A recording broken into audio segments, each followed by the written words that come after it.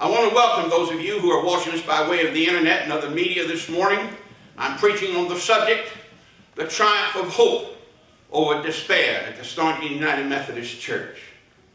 The last week of Jesus' life was an incredibly painful one for all parties concerned. But I want to look at the one woman who was found at his tomb in the gospel lesson, Mary Magdalene. She had loved him very deeply and was one of the few who went immediately to the tomb to find out where he had been buried.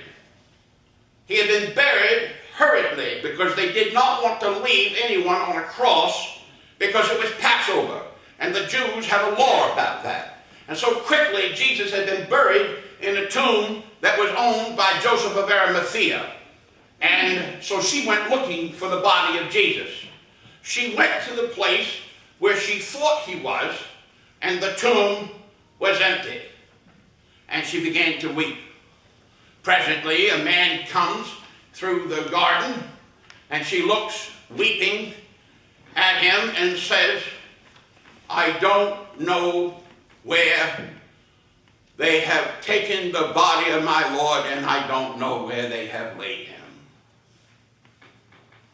And in a moment, that man spoke her name, Mary. And she said, "Jesus." She wanted to embrace him, and he said, "Don't touch me. I haven't gone back to the Father yet." When I thought about expectations in this story,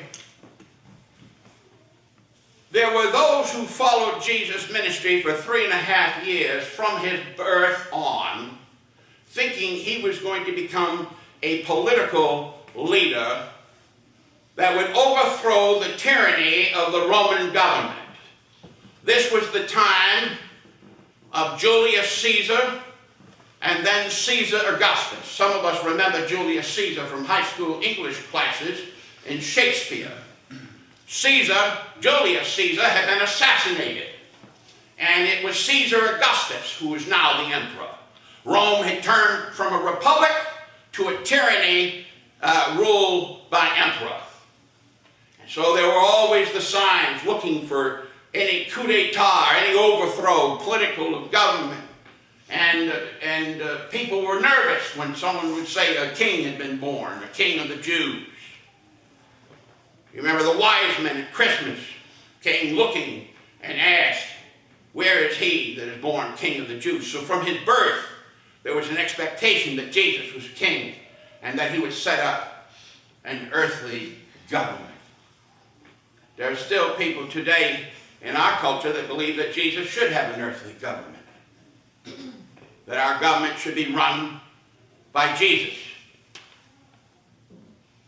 The truth of the matter is, Jesus said, "My kingdom is not of this world." The expectations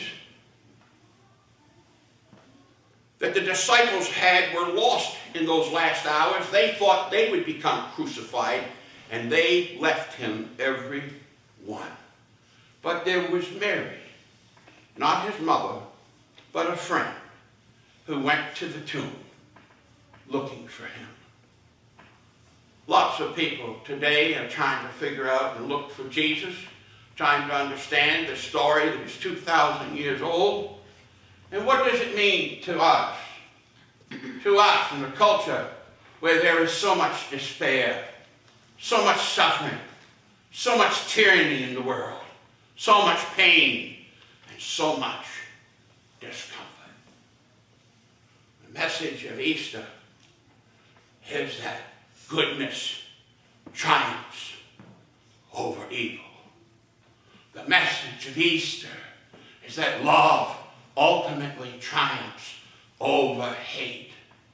And when we receive the message of the Eucharist, the communion, we are reminded to do these things. When we take the cup and we take the bread, we do it to remember him.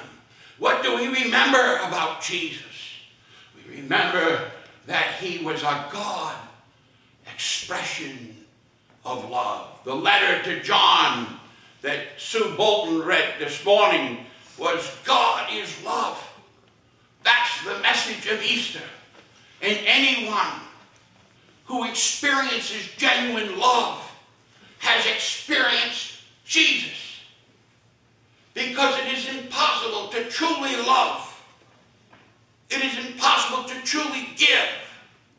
It is impossible to truly be that person that cares for others deeply without being moved by a message of love. What inspires us 2,000 years about Jesus is that love never dies.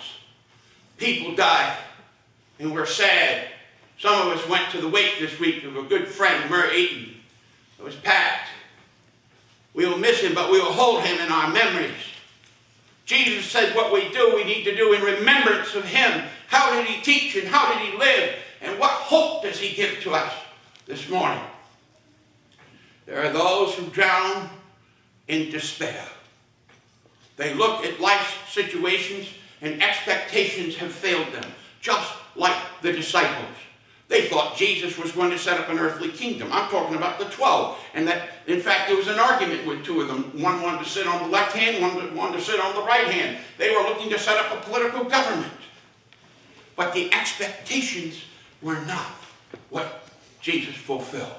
But he gave them hope. He said, I'm going to be with you always.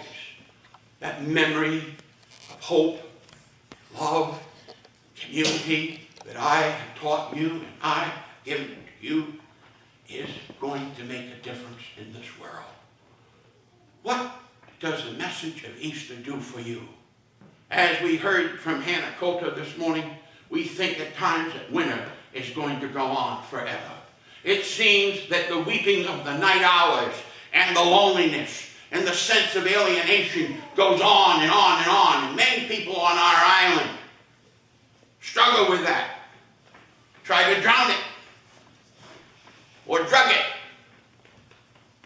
Someone said to me this week that Vicodin is selling for 80 bucks a pill on the island this week. That's the word on the street. I said people don't know how to deal with pain. One of the things that we have to face in life is that there is pain and there is suffering. That's what the story of Jesus' life and death is. But beyond pain and suffering, there's a way to overcome and to have hope. And it's the gift of love that Jesus gave to Mary, and it was the gift of love that he reminds us of today. St. Paul's words, we often hear them in a wedding. Love is a number of things, but it believes all things and hopes all things. There's an element of love that says, I don't know how, but I know I'm going to get through it. No matter how difficult the way of the cross is, no matter how difficult the pain and suffering my family are going through, somehow I'm not going to give up hope. I don't know how it is going to all work out. I don't have expectations. I don't have a business plan to get through this. But I know that ultimately the message of Easter is that I can get through anything with God's love.